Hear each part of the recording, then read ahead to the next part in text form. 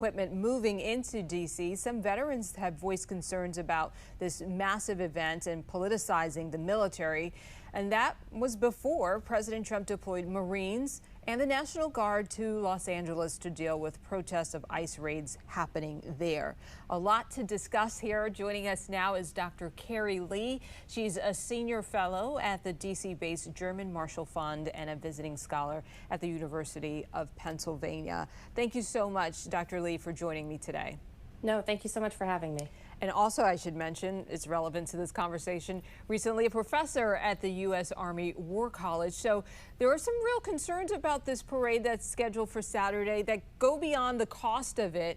What are the political implications of this parade, and what are you hearing on this? Yeah, so, I mean, as you mentioned in the introduction, right, this parade has always been somewhat controversial. Recent polling suggests that a full 70% of veterans were against holding a military parade, and strong kind of majorities of Americans are also extremely skeptical of this. Obviously, the political context has changed, though. I think the Army leaders leading up to this week were working very hard to try and make this about the Army's 250th birthday and a celebration of those who serve and 250 years of honorable service by those in the Army. With the events going on in Los Angeles, and it looks like Governor Abbott in Texas is also going to be mobilizing National Guard for the weekend, mass protests planned for Saturday. The political context has changed quite a bit, and it's really difficult it's going to be very difficult to separate the two when you have tanks and troops marching in Washington, D.C., and National Guard and Marines in Los Angeles policing crowds or protecting federal buildings just sort of out and about in the streets of Los Angeles. We had one report from ABC News that pointed out there are more troops in L.A. than we have in Iraq right now. What message does that send? I think it sends the message that the president sees the military as a tool that he can use domestically. I have big concerns about this, particularly given the very broad nature of the executive order that was issued on Saturday night that is not geographically defined to Los Angeles, that reserves the right to deploy military forces anywhere there might be protests that could impede federal activity. That's pretty shockingly broad language.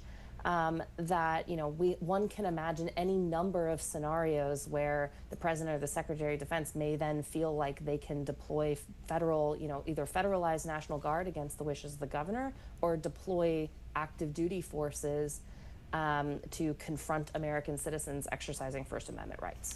As you mentioned off the top, this celebration, this parade is to mark the 250th anniversary of the Army. How do veterans feel about it? Do they believe that the military is now being politicized?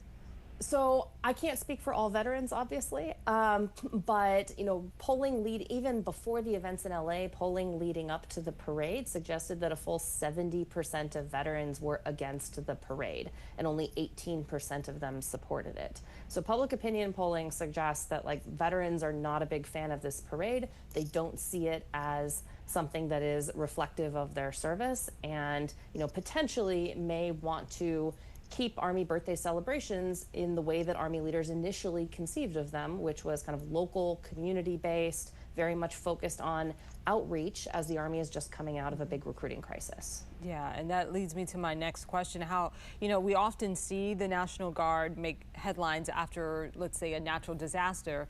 How does President Trump's use of the Guard change the relationship with the American public?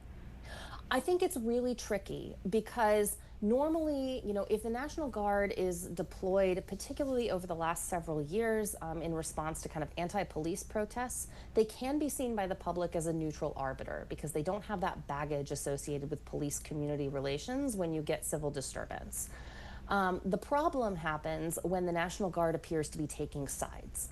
And so when the president is deploying the National Guard in order to protect the very ICE agents that are creating the disruptions and that the protests are against, then the National Guard is by definition choosing sides in this. And that has the opportunity to really politicize the military in the view of the American public and really damage its relationship. I would also add, right, the National Guard, the California National Guard, are Californians who volunteered for service in their communities in order to do things like disaster relief and to serve their country overseas. They didn't join the National Guard really to police their fellow Angelenos. So what do you believe is likely to be the next step in all of this? There's clearly a huge divide. There is a huge partisan divide, of course. What's really interesting about the opinion polling coming out right now, in terms of kind of public opinion, suggests that there are also a lot of people who are undecided, who aren't necessarily sure what to make of this. Your Democrats are pretty sure and your Republicans are pretty sure, but there's a large percentage of kind of independents and leaners who are waiting and seeing. And I think if I'm going to look into my crystal ball, the thing that I'm most concerned about is the weaponization of the very broad language in that executive order. If the National Guard deployments stay contained to Los Angeles, I have faith and confidence in the professionalism of the California National Guard and the Marines out of Pendleton, that they're going to do their best to stay out of the way and be as kind of uncontroversial as possible.